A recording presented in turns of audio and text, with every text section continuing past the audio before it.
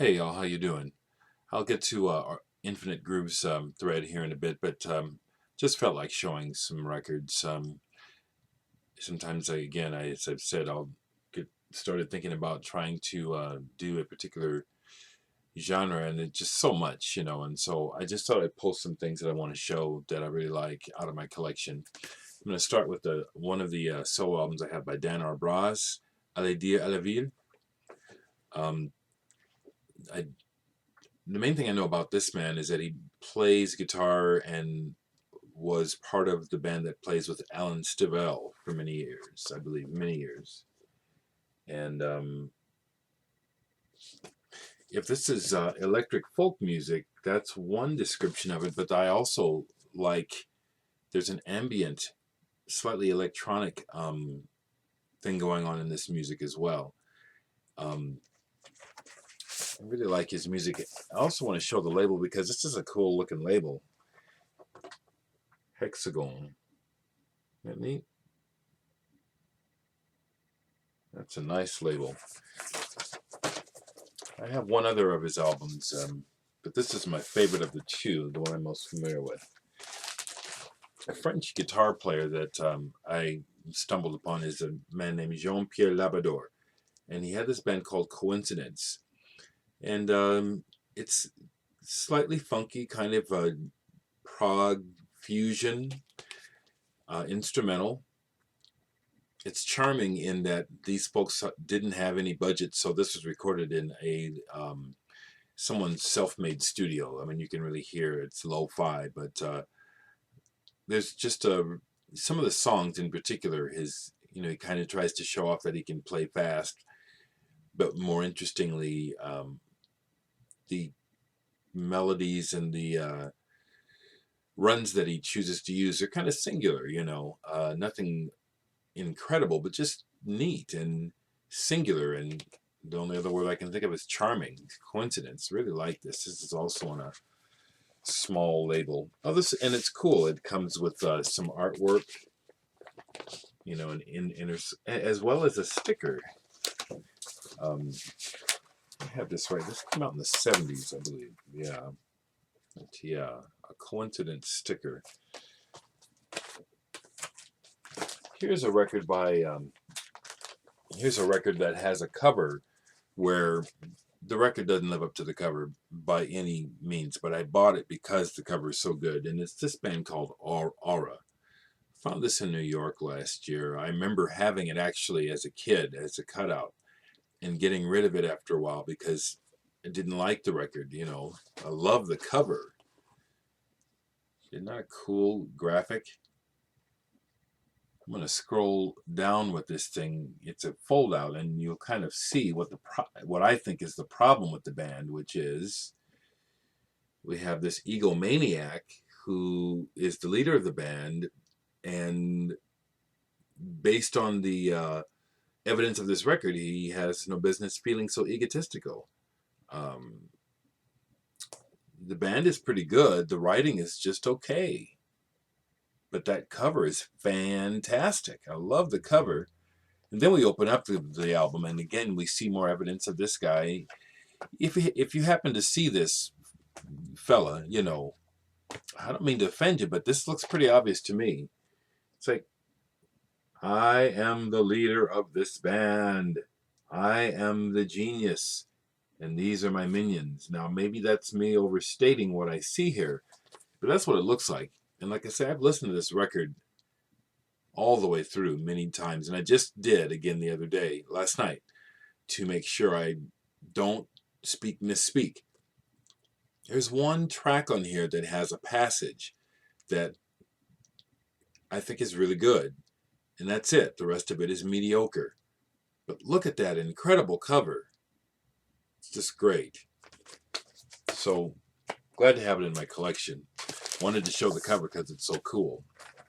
Another band I haven't heard too much talk about. I think I've seen someone show a record by Coil, but Coil is an intriguing band from the 80s and 90s who came out of the ashes of Thriving Gristle Psychic TV. Peter Christopherson started this band with his young gay lover John Balance, who died a few years ago. Um, this band strikes me kind of like Jeff says The Resident strikes him, that they intrigue me, but they kind of creep me out at the same time. And this is one of the records I've kept. They put out a bunch of records, quite a bit of limited edition stuff. So if some of you other collectors have some Coil, I'd love to see you show it and talk about it. A friend of mine, Joe Budenholzer, knows these folks and has performed with them. A friend of mine who lives in New York.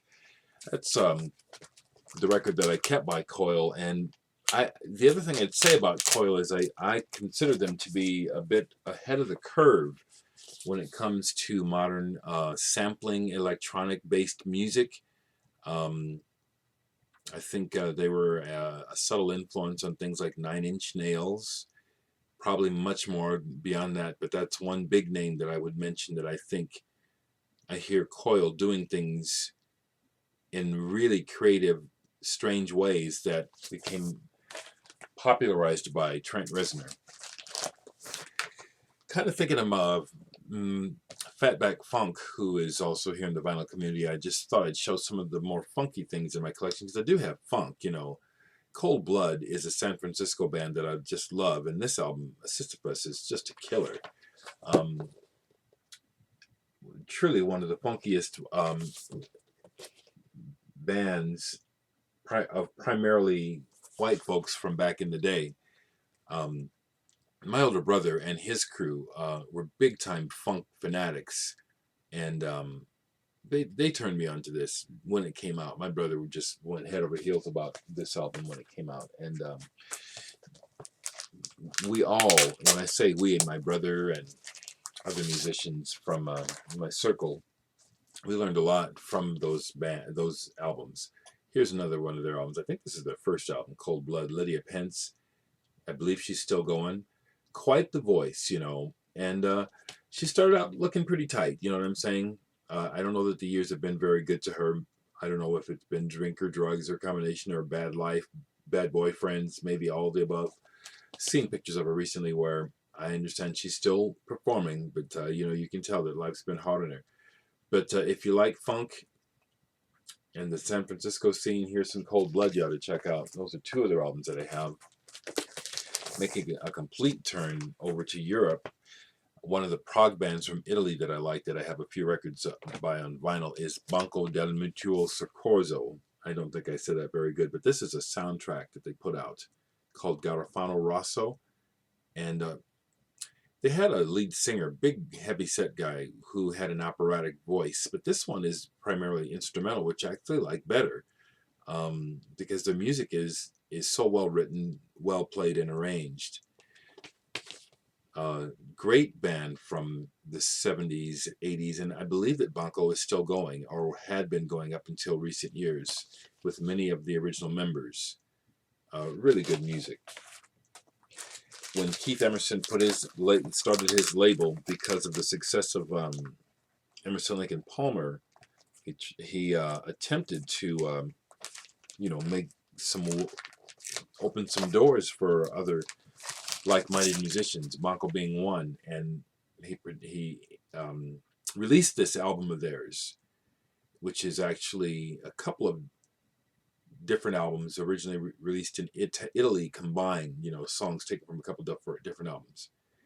And there's the singer, and not very flatteringly, they feature him on the back with his naked fat behind, you know, and that's just pure European mentality, you know. It's like, Lord knows nobody wants to see a fat naked man, but there he is, you know.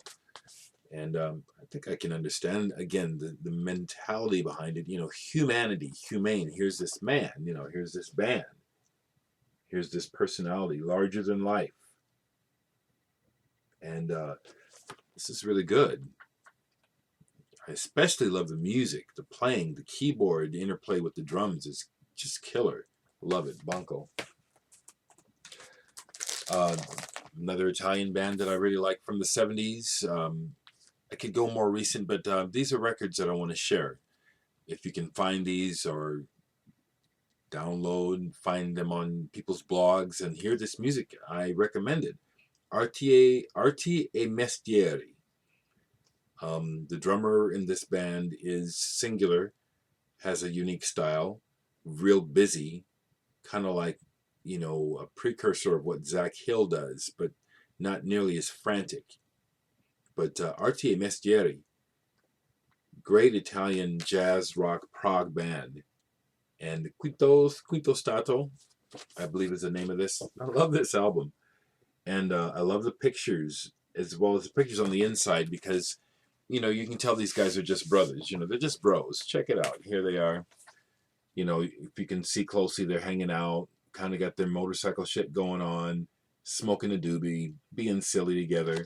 On the other side, here they are just being bros again, pissing on the wall with his little dick hanging out. That's great. You know, just real people, you know. And then the music is just top notch, which is what I love, you know. And I love this label, Cramps. Anytime I see anything on this label, I buy it, and I even pay money for these. You know, this label is one of those hidden diamonds of music, in my opinion.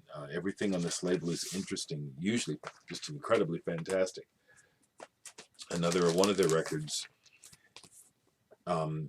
Please help me with the pronunciation is Giro di Valzer per Domani. This, I think, is a concept album. It strikes me as a concept album. There's a theme musically that runs, that kind of returns. This is fantastic. I love this album. Obviously something to do with dance.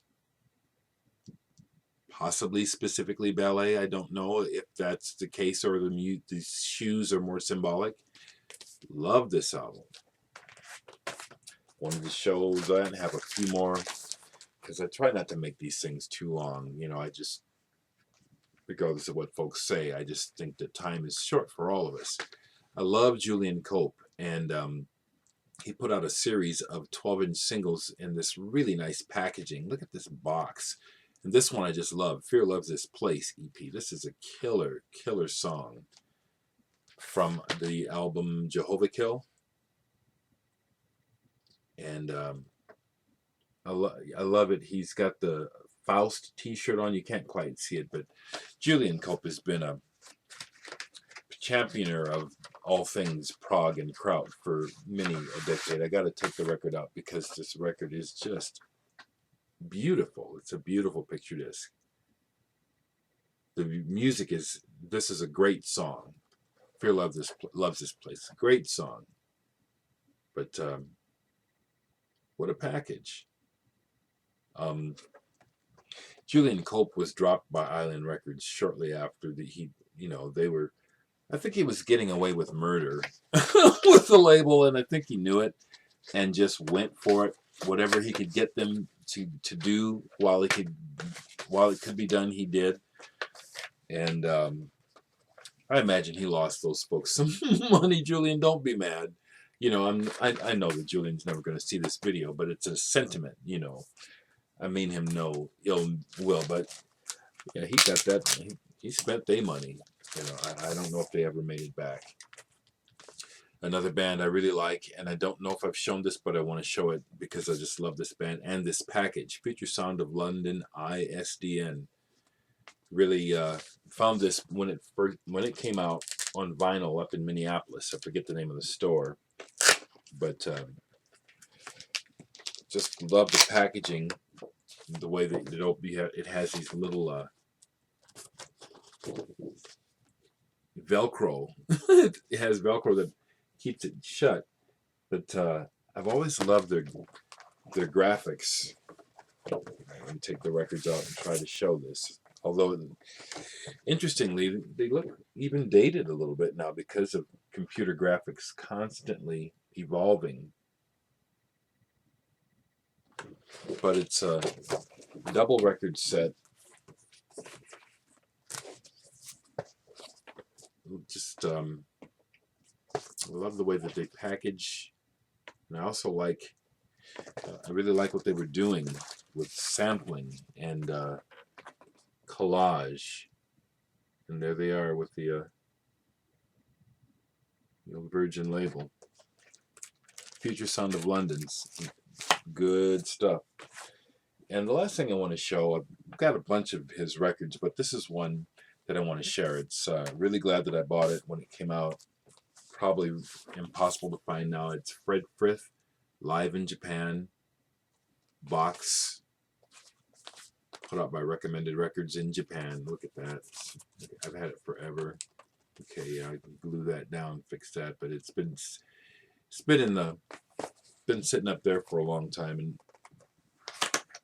been meaning to just open this baby up and share it. It's a very, very nice, elaborate package.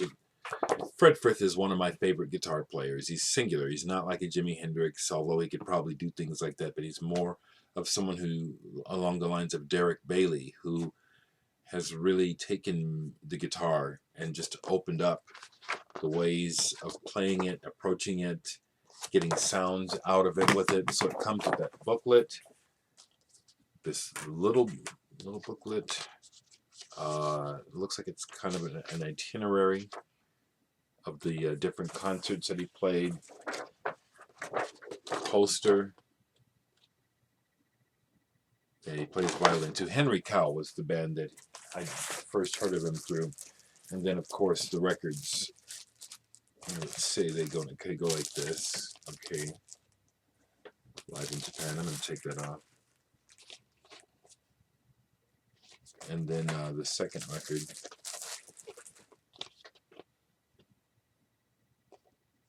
And he put them together.